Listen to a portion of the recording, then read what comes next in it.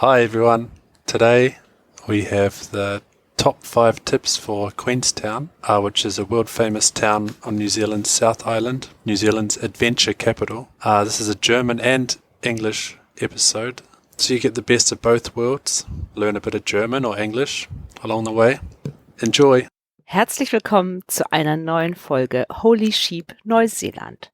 Heute gibt's die Top 5 für Queenstown, eine weltberühmte Kleinstadt auf der Südinsel Neuseelands. Eine deutsch-englische Folge, bei der ihr wieder ganz entspanntes Kiwi-Englisch genießen könnt und wir parallel alles auf Deutsch übersetzen. Es geht auf Berge, an Flüssen entlang, auf ein Boot, auf den Golfplatz und in den Garten. Am Ende gibt's was auf die Ohren, ein Hörgeschenk für euch. Viel Spaß!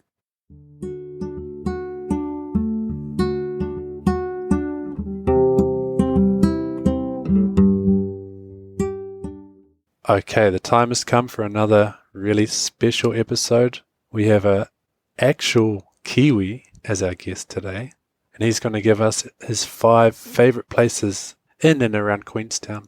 Yeah, Queenstown today, if you're visiting New Zealand, you've probably heard about it. It's one of the big tourist magnets in the South Island. Some people say it's like New Zealand's Switzerland. Germans like to compare everything to Switzerland. But yeah, it's got the big mountains and the lakes. It is a very beautiful area.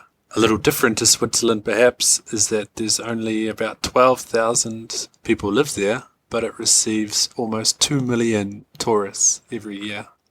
Yeah, Queenstown is most well known as being the mecca for adrenaline junkies. But for our guest today, it's where he grew up. It's his home. He's one of the few people that was born in Queenstown and grew up there. So here he is, my dad, golfer, grandpa, and all-round top bloke, Robert Cook. Es ist wieder soweit, eine ganz besondere Folge. Wir haben einen waschechten Neuseeländer zu Gast, der uns seine 5 Lieblingsorte in Queenstown verrät. Queenstown ist die Schweiz Neuseelands, gelegen am See und umrandet von spektakulären Bergen. Das Besondere, es gibt knapp 12.000 Einwohner und es kommen jährlich 2 Millionen Touristen. Also 2 Millionen Touristen auf 12.000 Einwohner. Queenstown ist das Mekka für Adrenalin-Junkies. Für meinen heutigen Gast ist es aber einfach nur sein Zuhause. Denn er ist einer der wenigen Menschen, die in Queenstown geboren und aufgewachsen sind. Hier ist mein Schwiegervater, Bauingenieur und passionierter Golfer. Herzlich willkommen, Robert Cook. Hi, Jenny and Chris. Well, I've decided to do things that are not particularly adventurous because not everybody likes to jump out of an aeroplane, and so I've chosen activities for those who enjoy the beauty of a place and a little peace and quiet.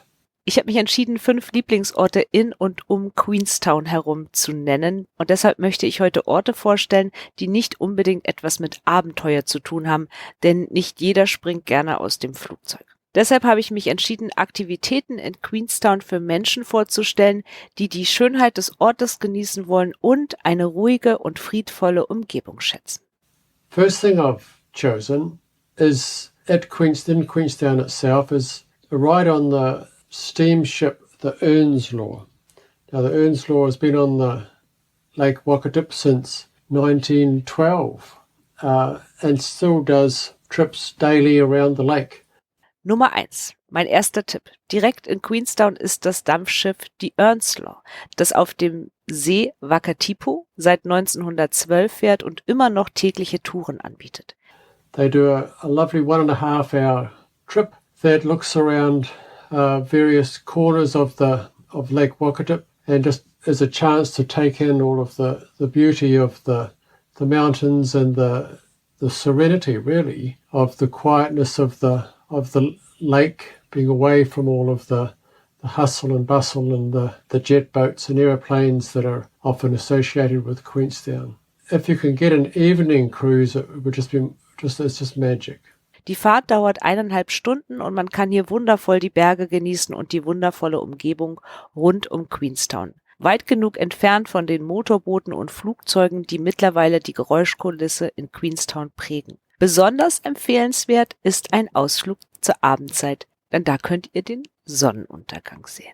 The second one I've chosen is another one just right basically in the town of Queenstown. It's just a walk around the botanical gardens there. There's a lovely pond in the middle of the gardens with a little fountain, a bridge over the pond, and depending on the time of year, beautiful rose garden, lilies on the pond, ducklings in the pond. There's a little bowling green there and a tennis court. There's a ice skating rink there as well. Beautiful. And from all around, views of the mountains and the lake. Mein zweiter Tipp liegt genau in der Mitte von Queenstown. Ein Spaziergang durch den botanischen Garten von Queenstown. Es gibt einen Teich, über den eine kleine Brücke führt und in der Mitte ist ein Springbrunnen. Es gibt zu jeder Jahreszeit etwas anderes zu sehen. Einen wunderschönen Rosengarten, Seerosen und Enten im Teich. Da ist ein Tennisplatz und das alles inmitten von wunderschöner See- und Bergkulisse von Queenstown. So those are two things that can be done from Queenstown and with very little effort. You can do those in your street shoes. Two more that would really require a bit more effort and a good pair of tramping shoes, tramping boots, walking shoes. Diese ersten beiden Aktivitäten kann man sehr gut in ganz normalen Straßenschuhen machen. Für die nächsten Tipps braucht man aber Wanderschuhe. The first is to walk up Ben Lomond, which is a hill, a mountain, small mountain, a hill really, just beside Queenstown. It rises about 1,700 metres above the town and is a good day's walk really, up and back.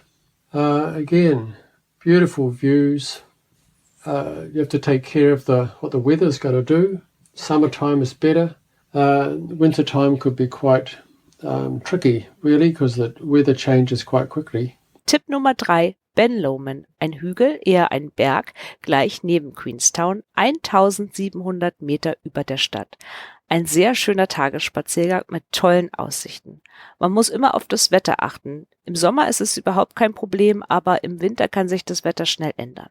A tradition that used to be followed years ago, I'm not quite sure whether it still is, people used to walk up in the evening on New Year's Eve, that it would be light until 9:30 or 10 o'clock. Spend the night at the top of the mountain, top of Ben Lomond, and then welcome the new year as the sun rises over the Remarkables. I've never done it, but maybe I should stick that on my own bucket list, that one. Eine Tradition ist, dass Menschen am Silvesterabend hochlaufen. Bis 9:30 ist es dort hell und man kann die Nacht auf dem Berg verbringen und dann begrüßt man im Morgen das neue Jahr, wenn die Sonne über den Remarkables aufgeht. Ich habe es noch nie gemacht, aber ich sollte es auf meine Liste der Dinge setzen, die ich unbedingt noch im Leben machen möchte. My next suggestion is another one that takes a bit of a hike, a bit of a walk. And this one starts in Arrowtown. You can just get the local bus from Queenstown to Arrowtown and then start at the Arrow River, just at the back of the town of Arrowtown, and walk to Macetown. Tipp 4.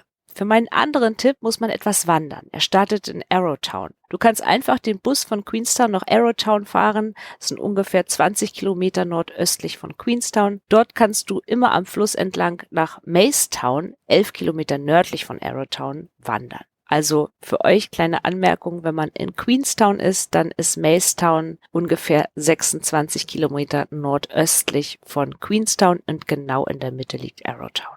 Whereas Ben Lomond is up quite a high, vertically high walk. The Macetown walk is pretty flat. It just follows the river. In fact, you cross the river, I'm not sure, 20 times on the way there and 20 times on the way back.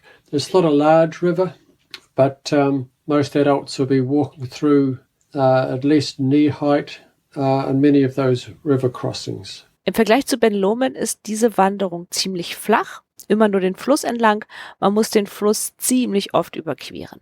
Once you get to Macetown, find an old abandoned gold mining town.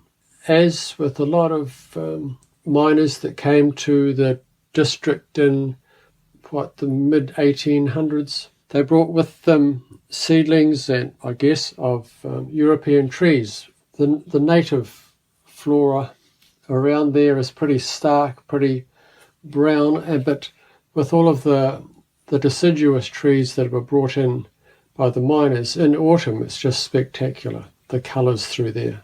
Wenn du in Maystown angekommen bist, wirst du sehen, dass es sich um eine alte, verlassene Stadt der Goldgräber handelt. Die Goldgräber haben damals viele Samen von europäischen Bäumen mitgebracht und so leuchten dort im Herbst alle Bäume in den allerschönsten Farben. My fifth suggestion is golf. I love playing golf. In New Zealand, golf is a very accessible game. And in Queenstown, you can play a couple of 9-hole courses for as little as, well, there's one at Frankton, which is just about 6 kilometres from the centre of Queenstown for $20. Mein 5. Tipp in Queenstown ist es, Golf zu spielen. Denn in Neuseeland ist Golf für jeden leicht zugänglich und keine elitäre Sache. In Queenstown kann man einige Runden Golf auf einem 9-Loch-Platz spielen, zum Beispiel in Frankton. Das ist ein Vorort von Queenstown. Das Ganze kostet $20 und ist für jeden erschwinglich. There's a couple of small other 9-hole courses, one at each end of Lake Wakatip, where you can play for a mere $10 for a round. The Frankton golf course, you can hire gear, but the other 2 smaller ones you can't. You have to bring your own clubs and so forth. Das sind noch 2 andere Golfplätze, jeweils an den Ufern des Sees Wakatipo. Da zahlt man nur $10 für eine Runde. In Frankton kann man die Ausrüstung leihen, bei diesen anderen beiden muss man sie mitbringen. So I hope that you've been able to get some idea of how to enjoy Queenstown away from the hurly-burly of the life that we live at the moment, and can enjoy the serenity and the beauty of the town. And thanks, Jenny, and thanks, Chris, for the chance to talk about these things from my hometown and to look at it from the point of view of enjoying the place rather than enjoying the man-made spectacle that is Queenstown. Thanks. So, ich hoffe, dass ihr eine Vorstellung davon bekommen habt, wie man Queenstown genießen kann, ohne dieses permanente Unterhaltungsprogramm, die Schnelllebigkeit, in der wir heute leben.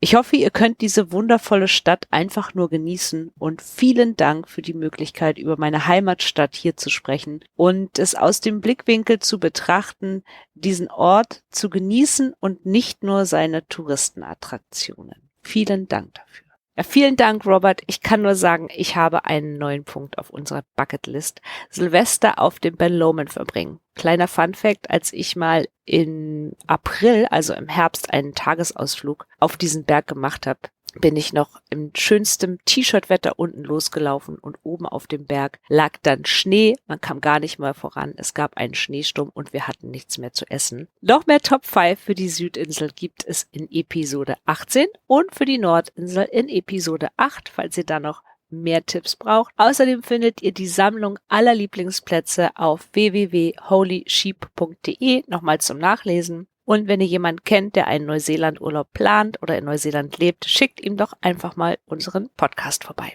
Vielen Dank fürs Zuhören. Bis nächste Woche und viel Spaß mit unserem Hörgeschenk, denn Robert hat uns ein paar Geräusche aufgenommen während der Flusswanderung von Arrowtown nach Maystown. Viel Spaß damit.